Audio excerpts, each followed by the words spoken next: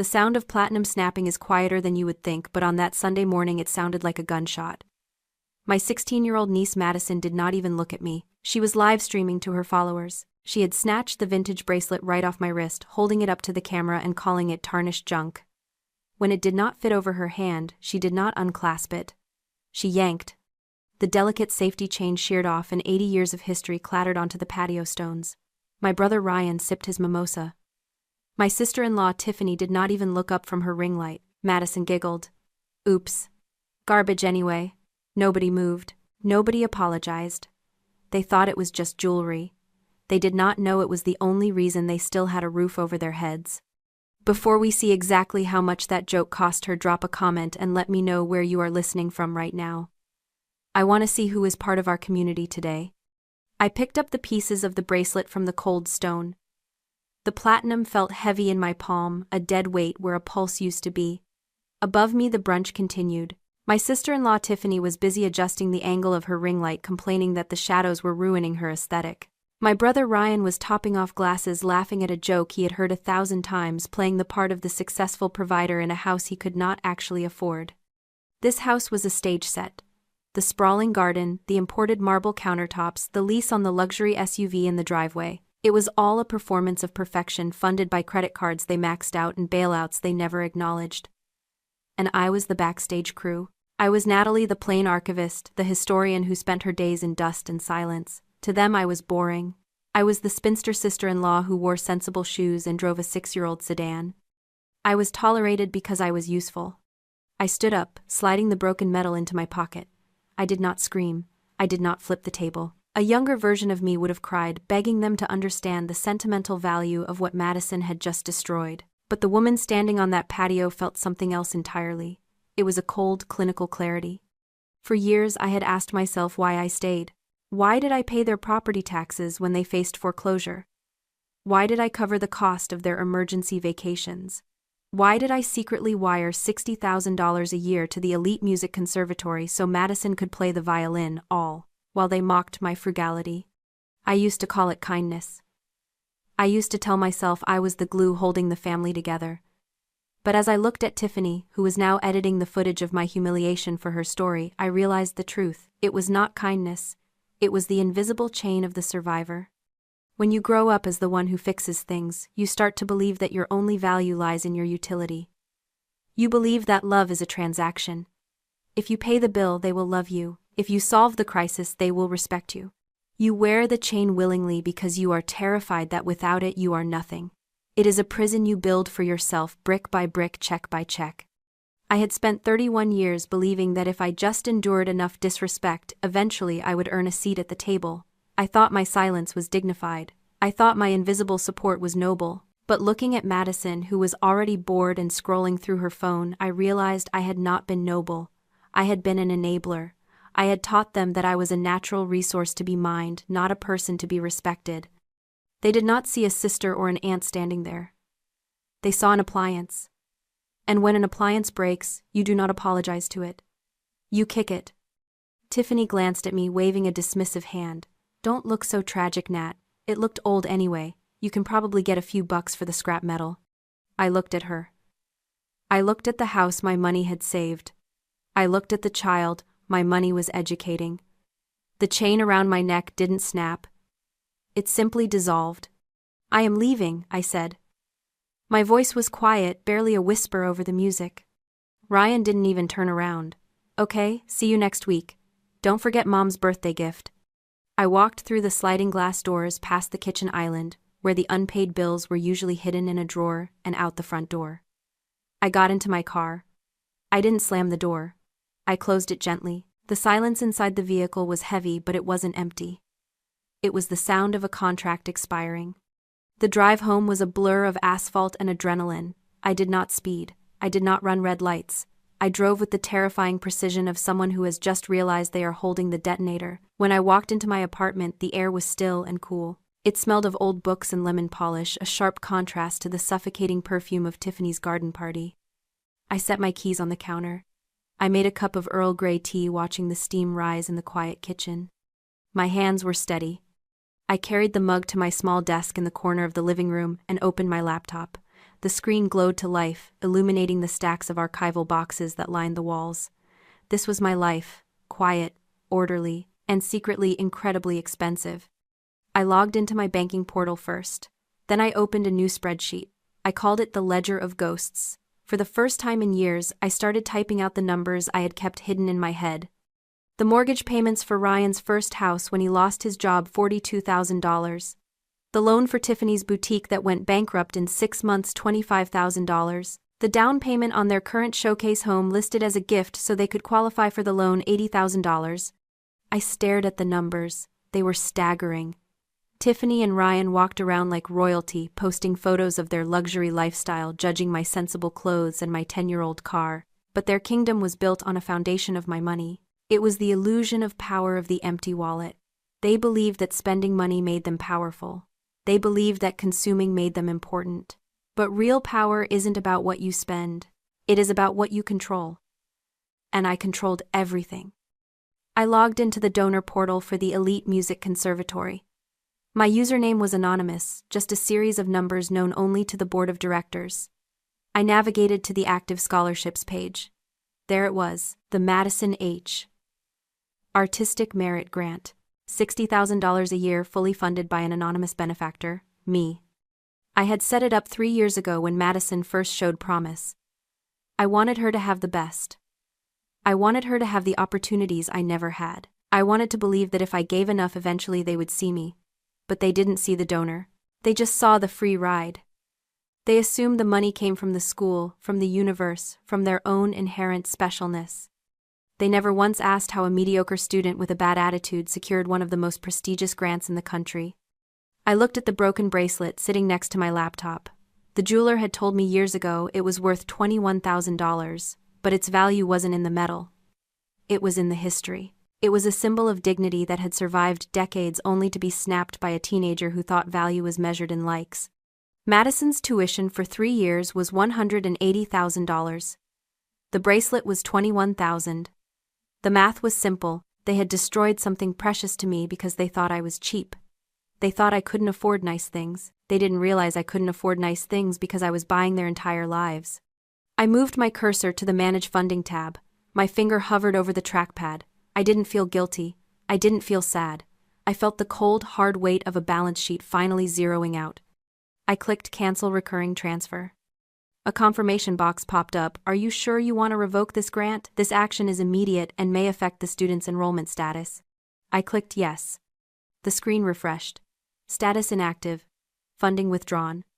I sat back in my chair and took a sip of tea. It was still hot. The silence in the apartment wasn't lonely anymore. It was expensive. It was the sound of $180,000 staying right where it belonged. The glitch in the matrix happened at 9 a.m. On Monday. My phone rang. It was Tiffany. I stared at her name on the screen, feeling a strange sense of detachment.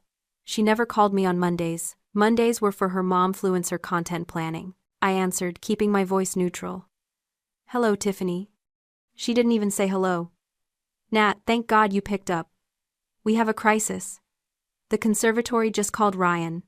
They're saying the tuition payment for this semester bounced. I leaned back in my chair watching a speck of dust float in a sunbeam. Bounced. That's strange. It's more than strange, it's humiliating, she was shouting, now her voice shrill. They said the funding source was withdrawn. Withdrawn? Can you believe the incompetence? Madison is in the middle of rehearsals. If this isn't fixed today, they're going to pull her from the program. I took a slow sip of coffee. That sounds stressful. Stressful. It's a disaster, Tiffany huffed.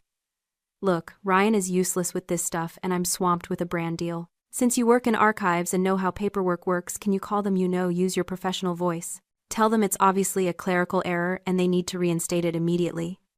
I almost laughed. It was classic Tiffany. Even in a crisis caused by her own arrogance, she was trying to outsource the labor to me.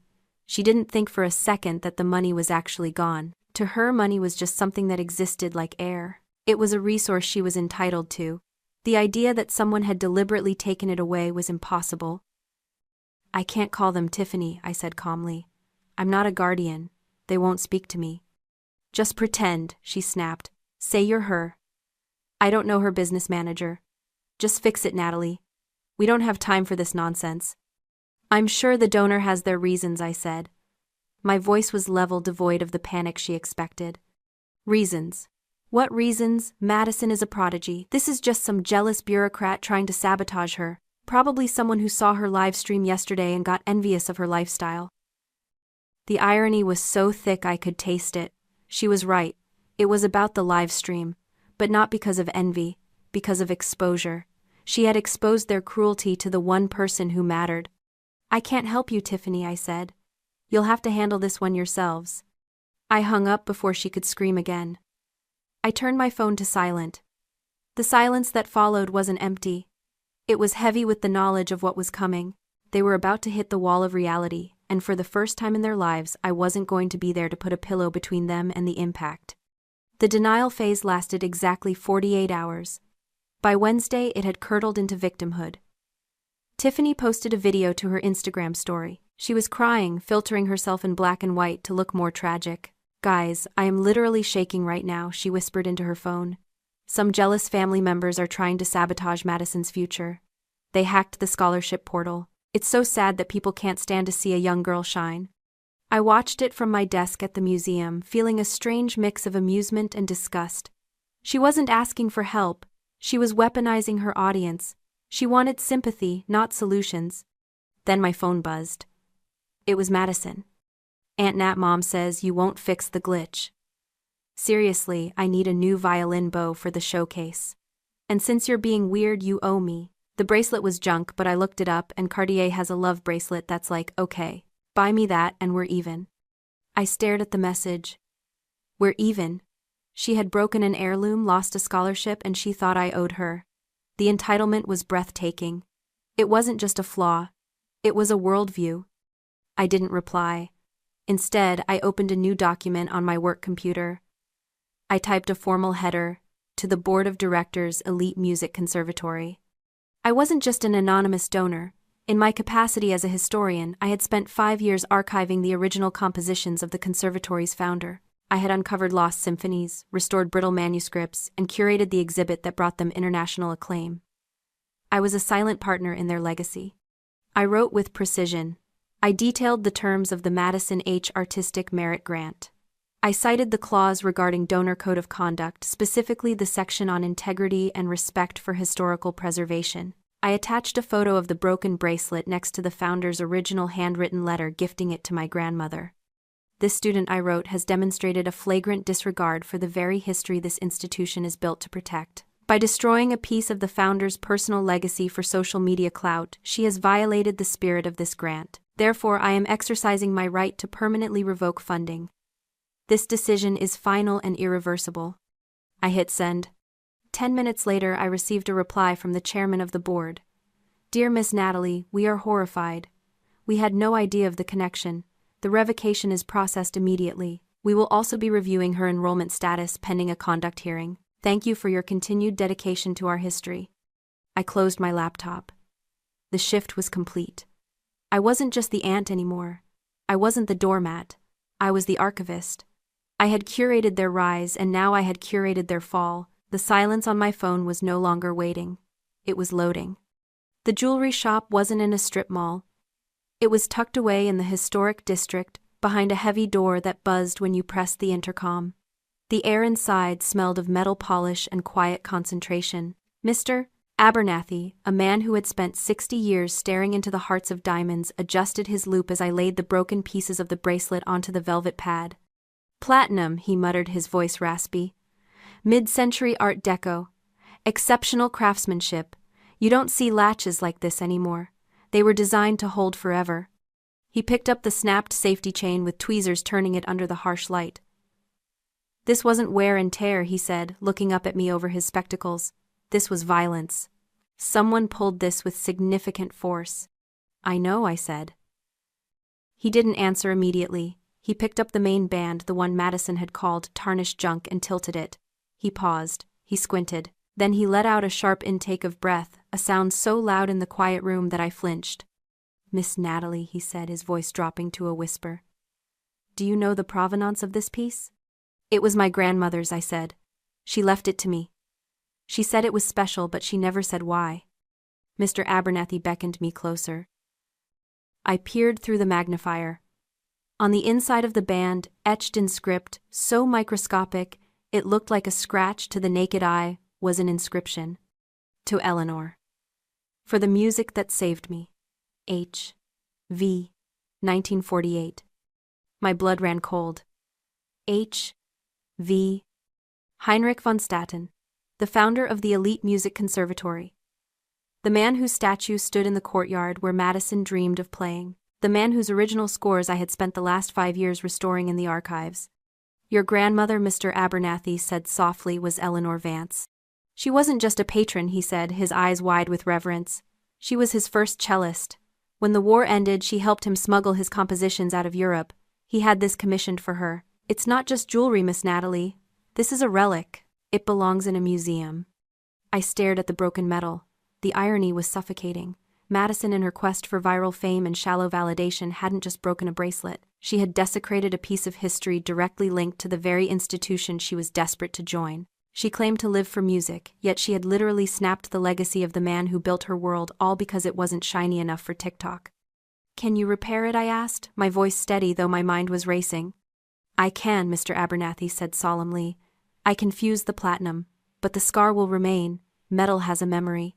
Good, I said. Leave the scar. I walked out of the shop into the blinding afternoon sun.